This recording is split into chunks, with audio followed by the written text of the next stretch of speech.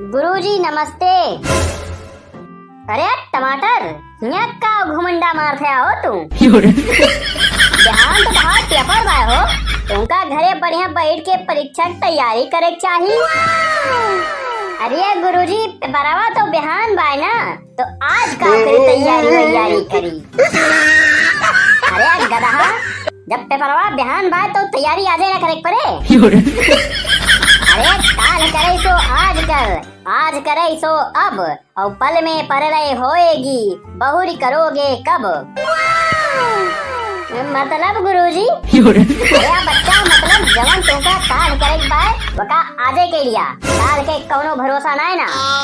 अच्छा तो ये करे हिसाबे तो गुरुजी कुल गिरहरण का पास करके आगे रिजल्ट दे दिया, काहे की काल के तो कोनो भरोसा ना है ना।